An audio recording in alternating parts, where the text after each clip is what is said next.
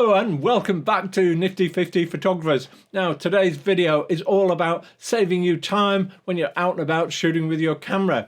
Now this is for Sony camera users. I'm going to demonstrate this on a Sony A7RV, but I think the same principles will work on any of the Sony cameras with the new menu. So what is this video about? It's about recalling settings that you use very frequently so that you can set them up on your camera just with one button. Now, why would that be useful? Well, let me give you a little bit of background to why I use it. So predominantly I'm out shooting things I like to do for fun in either aperture priority or probably more likely in manual mode. But I have one client who I shoot a lot of property for, and predominantly that's property interiors, and they want an HDR look to their photos. So they asked me if I would shoot a bracketed set for every shot. So that's a -2 exposure, a +2 exposure, and a normal exposure.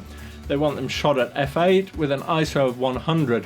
Now, I usually add in a shutter delay of 2 seconds just to avoid any camera shake, and I set up my focus usually to something like an area focus or a spot focus. So that's quite a number of settings that I need to remember. If I can program one button to do that, it makes my life very easy. And that means when I'm out in the field shooting if you like, my normal photos, and I might have a completely different set of settings, different ISOs, different apertures, different shutter speeds, whatever it is, I can just turn this one dial and I've got exactly the settings that I need for this client. And that makes my life very easy because it's very quick to dip in and out of those settings. How do you do it? Well, let's get straight into that now. The first step is to set up your camera exactly as you want it. So set everything, your aperture, your shutter speed, any shutter delay you want, any focus options you want, white balance, absolutely all your settings, set them exactly as you want it for this frequently used option.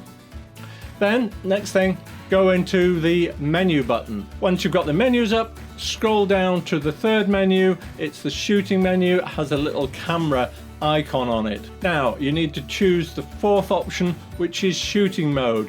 And then you're going to have to scroll across and go to the second option down, which is camera set memory. Now, as you scroll across, you'll see a list of available memory locations.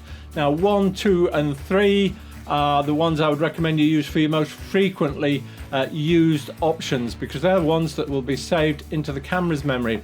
You will also see M1, 2, 3, and 4, and they will be saved to your memory card. Unless you remember to put in that same memory card, you might get caught out by saving to the memory. I would certainly go for 1, 2, or 3 for your most frequently used settings. So in this case, I'm going to choose option 1 to save my settings into. Once I've done that, I press the center wheel and it's all saved away in the camera's memory. Now I can go off and shoot using these kind of settings, or I can go and choose some different settings and come back to it later on. Imagine I've been out shooting something entirely different, come in to shoot a house interior, want those settings, what do?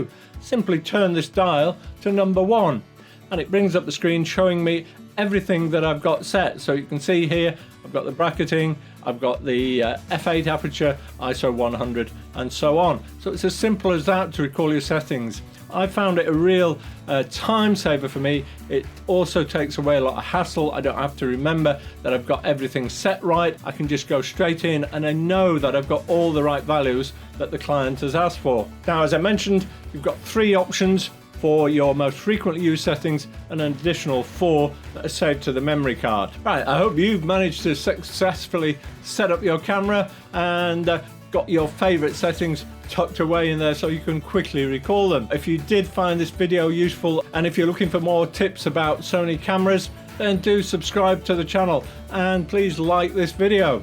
In the meantime, go and have some fun with your camera, and I'll look forward to seeing you in the next video.